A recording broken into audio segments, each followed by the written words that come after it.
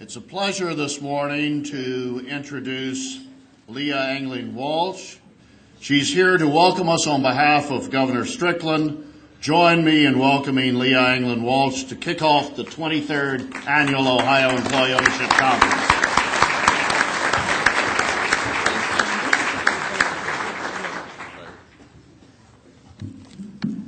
Good morning, everyone. Thanks for having me back again this year. On behalf of the Governor and the Ohio Department of Development, I'd like to welcome you to the 23rd Annual Ohio Employee Ownership Conference. As John so nicely said, my name is Leah Anglin Walsh, and I am a Kent State Flash, and I also serve as Regional Economic Development Director for this area of the state. I've come today to set the tone for your day here at the conference with a message of hope. Just last month, we learned that Ohio has won Site Selection Magazine's Governor's Cup for the third straight year in a row, ranking Ohio #1 among all states for most new or expanding capital projects. This means that in 2008, Ohio beat out states like Texas and North Carolina for projects with investments of at least $1 million or more. Under the leadership of Governor Ted Strickland and Lieutenant Governor Lee Fisher, we are focused on taking the steps necessary to be competitive, even in challenging economic times.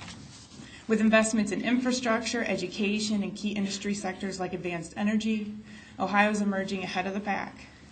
And our region's cities are dominating these lists. Akron was second in the nation for investment among metro areas, with populations between 200,000 and 1 million.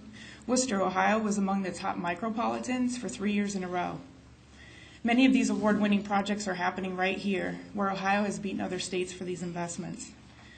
Bridgestone announced plans to construct a $100 million technical center in Akron last year, which will serve as its R&D headquarters for both North and South America, retaining 1,000 highly paid jobs right here in Northeast Ohio. Rotec Incorporated, a subsidiary of German-owned ThyssenKrupp, is investing $82 million in Aurora, Ohio, constructing 237,000 square feet, and nearly doubling the size of its facilities to meet demand for wind energy components. The Ohio Third Frontier program is supporting young high-tech companies right here in our backyard, including Resource Thermionics, which is based in Akron, and the Rolls-Royce Fuel Cell Systems Center at Stark State. These are some of the many stories of success and hope that do not get the attention they deserve. Companies are finding new opportunities in emerging industries, and Ohio will be positioned well for our recovery. And I'm here today to tell you the story that the negative news headlines don't tell you. We see innovation and transformation every day. Those of us in the field of economic development do our best to assist companies in this transition, to help them compete, find new market opportunities, get access to capital, and training to bring their workforce along in times of change. Employee ownership is one of those critical tools that can help companies manage this transition, whether by stabilizing ownership and control of the company or by keeping those investments in Ohio. John Logue and the Ohio Employee Ownership Center is an invaluable resource and partner to the state of Ohio and our mission to improve the economy. Thank you all for being here today and for your commitment to employer ownership. Thank you.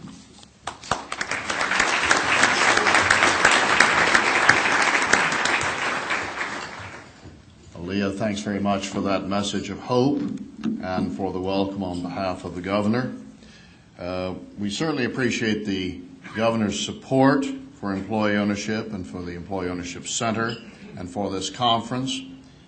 You can read the Governor's letter in the inside front cover of the conference program today.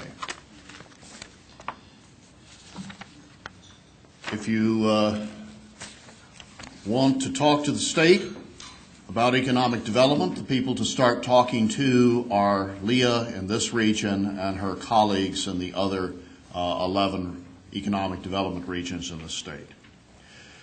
I want to say how much we appreciate the support of the Ohio Department of Development and of the Department of Job and Family Services in making this conference possible and making possible the work that we do during the year. We also appreciate the support of the list of conference co-sponsors. If you look in the back of your program on page 48, you will see those co-sponsors. The breadth of the co-sponsorship that you see on that page reflects the very broad base of support for employee ownership in the state of Ohio. Employee-owned companies, public sector organizations, community organizations, churches, As you can see, the co-sponsors include both business organizations and labor unions, both the Greater Akron Chamber and the Tri-County Labor Council, both the Ohio Manufacturers Association and the Ohio AFL-CIO. It's that breadth of support for employee ownership that helps make Ohio a national leader in this field. That breadth of support, I think, reflects the recognition that employee-owned companies are building a better Ohio economy today, an economy with broader ownership, with better wages, better benefits, and which anchors capital and jobs in our communities. I also want to take this opportunity to express our appreciation for the support of the professional firms whose ads in the conference program help to pay the cost of this conference and to keep the price low for participants. A special appreciation to Jim Steicher and SES Advisors for going beyond that to sponsor the coffee break this afternoon. Now, while we're talking about the conference program, let me call your attention to a few things in it.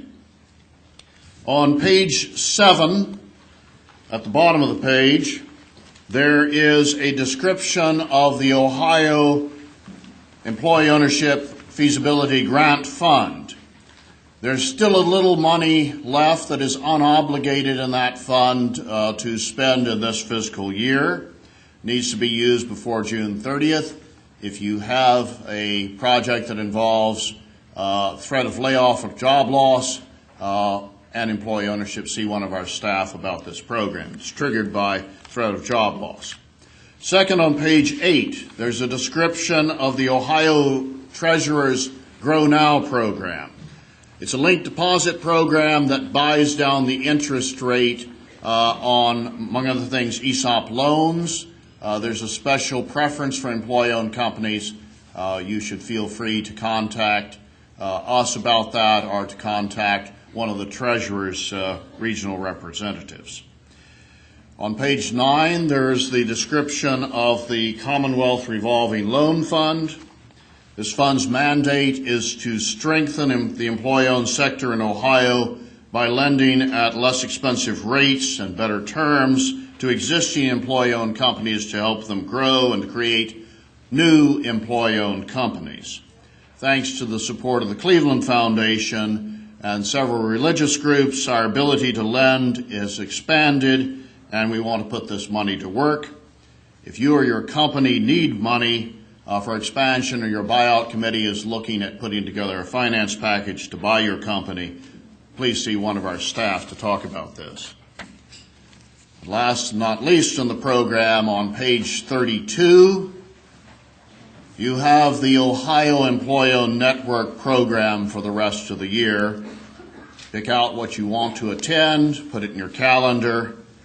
If your company is not a member of the network, you should consider joining. It's the best bargain in the ESOP world. Enough about the program. On behalf of the staff of the Ohio Employee Ownership Center, I'd like to welcome you to this, the 23rd Annual Ohio Employee Ownership Conference.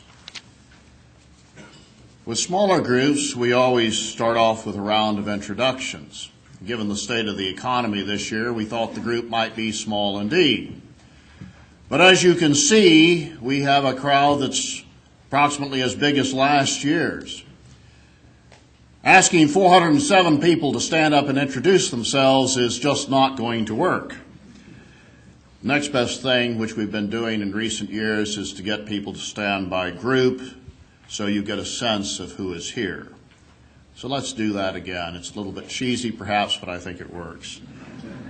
Let's start with those who provide services to ESOP companies: the lawyers, the valuators, the investment bankers, the actuaries, the accountants. Stand up and take a bow. Ladies and gentlemen,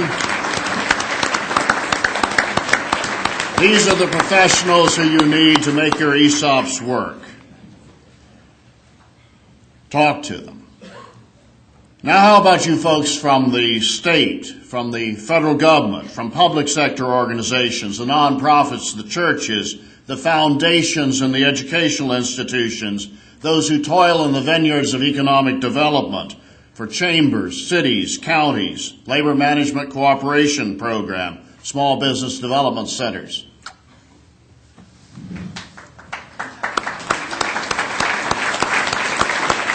These are the folks we turn to for public sector and nonprofit expertise. We appreciate your being here. Now, for those of you who are not yet employee-owned, but who are considering whether it makes sense in your companies, some of you are either deeply committed already to employee ownership or here in large groups, and I hope you won't mind my recognizing you. If I could ask you to stand and remain standing as I call your company. Advanced Lab Groups, come all the way from California. Beatitude House, save your applause. Beatitude House, Evergreen Cooperative Laundry, Martindale Electric, Penny's Auto Body, Robin Industries, Sligo Computer Services, Teamster Local 1124, that's the ABX pilots in Wilmington, Vistula Management, and I'm not going to single out the other 12 or 13 companies here looking at employee ownership, but if you will stand as a group. Thank you very much. A round of applause for these folks looking at employee ownership. We have 21 companies here looking at employee ownership today. Last not least, let's call the roll of the employee-owned companies that are here. There are 58 of them here this year, up from 54 last year. Please stand as I call your company and remain standing. ACRT, Albums, Alliance Holdings, Allied Mineral Products, American Roll Farm Products, Bardens and Oliver, Buckeye Corrugated, Carbo Forge, Carestar, Casa Nueva, Claremont Flock, about which you'll hear more in a minute, Columbia Chemical, Comstock Advisors, Cow Industries, CTL Engineering, Davy Tree, Delta Systems, Demco Gray, the EBO Group, Falcon Industries, Fastener Industries, GBS Corporation, Great Lakes Construction, JB and Company, Jones Hamilton, Joy Cone, Lockray Manufacturing, Manteline Company, Maryland Brush, Maumee Authority Stamping. Last year they were here exploring employee ownership. They've got quite a story. You'll hear it at lunch. McDonald Steel, Mill James Productions, the Mondragon Cooperative Corporation, the world's largest employee-owned company, 100,000 employees, subject of panel this afternoon. The Mosser Group, Murray Risk Management and Insurance, the Oswald Companies, Paquin Company, Patio Enclosures, Prentke Romick, Print Management Partners, Project and Construction Services, Rabel Machine, RCF Information Systems, Remington Products, another company that was here looking at employee ownership last year, now employee-owned, Ruther Mold and Manufacturing, R.J. Martin Electrical Contracting, Respec Food Markets, Risk International Services, the Rulin Company, S.G. Morris Company, Select Machine, Software Solutions, Stoglen Retirement Village, Technology Imaging Services, Thompson Shore, Voto Manufacturing Sales Company,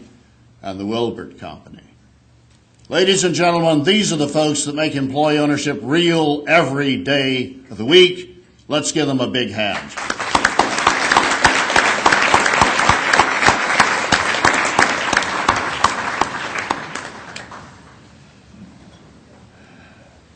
So now you know who's here. By name, all of them.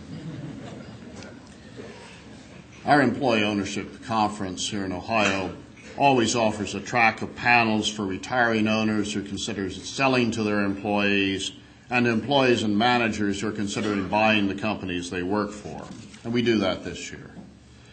The conference always has a track of panels on technical issues, fiduciary issues, valuation issues, trustee issues, and the like. We do that this year. You can see those panels in the conference program. Conference always offers numerous panels for employee owners and roundtables for employee owners about understanding ESOPs and ESOP communications and participation and understanding company finances and the like. And we do that as well. This year's is a track for those of you who are looking at using employee cooperatives as a structure for employee ownership as well. But we always have a theme that looks outward to the broader world and forward to the future. Not surprisingly, our theme this year is dictated by the economic crisis. It's about employee ownership in hard times. It's about how to put your ownership culture to work in a difficult economic circumstance. It's about sustaining ESOP companies in the long run. And it's about starting new employee-owned companies in distressed geographic regions of our industrial cities. All of these are responses to the economic situation we find ourselves in. In the employees-owned sector, we need them all. As you know, this is shaping up to be the worst economic downturn of our lifetimes. Since 2008, we lost 5 million, since September 2008, 6 months ago, we've lost 5 million jobs in America. We've lost essentially as many jobs as make up the employment in the entire state of Ohio. Think about that for a second. We've lost in the United States an economy the size of Ohio. In those 6 months through February, we lost 155,000 jobs in Ohio. Half of those jobs, 74,000, were well-paid manufacturing jobs. Here's our change in Ohio manufacturing employment over the last 9 years. It's a depressing downward line. We lost 371,000 manufacturing jobs, or 36% of our manufacturing base, between January of 2000 and February of 2008. These are January numbers each year. Some of those jobs, but not all of them, have been replaced, but unfortunately replaced by jobs that generally pay less and which rarely provide good health care. If you look at the total Ohio jobs, you will see that we've lost about 300,000 jobs, most of them in the last year, under the impact of the financial crisis.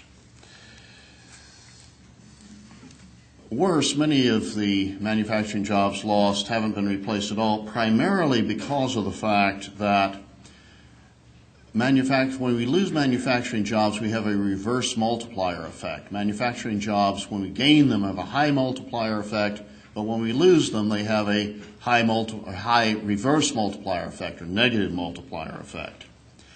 If you look at this, you could say, in employment terms, the state of Ohio has been in a continual economic recession since the end of the Clinton administration. Now, how has the employee-owned sector fared in this general situation? And I think this is very interesting, particularly from an economic development standpoint, and in terms of the jobs many of you do every day in employee-owned companies. We know from the 2004-2005 Ohio ESOP survey that employee-owned companies in the state are 4 times as likely to outperform their industries in job creation and retention than to underperform their industries. 4 times as likely to add jobs or retain jobs than to cut them relative to their industry. Why is that? Look at the data on outsourcing and offshoring. Not one company responding to the survey, the employee-owned company, outsourced or offshored more jobs than their industry was doing in general. 49% did less than their industry. Similarly, in terms of capital investment, employee-owned companies are twice as likely to reinvest in the existing plant in Ohio than their industry is. And despite paying higher wages and better benefits and providing better health care, they are still twice as likely to outperform their industry in terms of profitability. Friends, these are the companies you work for. These are the companies that responded to our survey. Why is that? Why do these companies have better performance? We know much of this is a result of that culture that we all seek to put to work, that culture of employee ownership, which is premised on greater employee participation. And here we have some of the numbers on participation. The blue column is the most participatory companies. The red column is ESOP companies which have done nothing with participation. So have a look at those numbers. The performance measures are measures of quantitatively ascertainable performance on things like product quality, productivity, on-time delivery, etc. Look at the difference there. Exactly the same thing on the bottom column there in terms of profits. Close to 50% of those who maximize participation outperform their industry in increasing profits. Almost none of those that didn't involve their employees in decisions on the job or decisions about the company or involvement in financial and understanding the company's business, etc., outperform their industry. And finally, since most of you are here from network companies, I ran the numbers, the last numbers we have for network companies and employment through 2008. Now, these numbers don't include the layoffs since September, obviously, because our numbers were collected in the spring. But they're symptomatic. There were 23 manufacturing companies and 36 companies overall that were network members, including the manufacturing companies, that were network members in 2000 and were still network members in 2008. Notice what happened in terms of manufacturing employment. The network companies are those dark blue companies. Manufacturing employment was down in those 23 companies that were network members both years, but by about 3% rather than 36% like manufacturing employment in the state.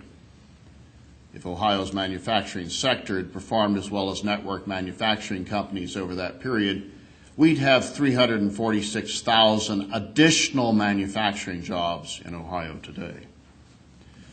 Overall, and that's the bottom numbers there, total employment, while employment in the state is down 5.5% in that period, employment in the 36 network companies, manufacturing and non-manufacturing alike, was up 9% in the same period. So if Ohio's economy had matched that of the network companies, we'd be right at 500,000 more jobs in Ohio than we actually have. Now, admittedly, network companies are not representative of employee-owned companies as a group. Network companies tend to be more participatory. They're more likely to communicate how the business is doing. They're more likely to provide employees training and understanding financials understanding the business. In essence, they epitomize the culture of employee ownership that we are trying to mobilize. But in many ways, they're like other employee-owned companies. They adapt. They don't outsource. They don't offshore because they don't want to outsource and offshore their own jobs. Instead, they upgrade their skills. They move to higher value-added niches. They work smarter. They reinvest, as we saw, in plant and equipment. They innovate. They're more flexible and they're more innovative because their employee owners' jobs depend on it. The lessons, I think, for this economic crisis are quite clear. We need more employee ownership. There ought to be a major push to promote employee ownership in Ohio and in the United States as a whole. Second, we need more lending availability, as anyone of you who's tried to get loans recently can speak to. It's time for an employee ownership bank, like the bank bill that has been proposed sponsored in the last session by Sherrod Brown and by Bernie Sanders of Vermont. Our colleagues from Vermont are here today, incidentally. A bank that is a sectoral bank specializing in employee ownership, like, for example, the Bank for Cooperatives specializes in agricultural cooperatives. That bank originated out of the Depression. We need something similar in the employee-owned sector today. We need more state employee ownership programs, my third point. It's sad that there are employee ownership programs only in the states of Ohio, Vermont, and Massachusetts, and the Massachusetts program has been defunded. The U.S. Department of Agriculture funds some 20 or more rural cooperative development programs across the country that help start new agricultural co-ops and provide training in existing ones. We need a similar program for employee ownership in urban areas in this country, all over the country. Fourth, we need more employee ownership startups, probably through cooperatives, which are a great deal cheaper to set up than ESOPs. Bob Eckert will be speaking to that momentarily. Fifth, we need more cooperation and collaboration among existing employee-owned companies to strengthen the whole employee-owned sector, like the Mondragon cooperatives do in Spain. They have their own bank, their own insurance company, 13 research and development centers, their various systems to provide financial support to each other in hard times. Mikkel Lesamis will be speaking about that on a panel in the last round this afternoon. And sixth, of course, we need to sustain successful existing ESOP companies. And that is the subject of the next talk this morning.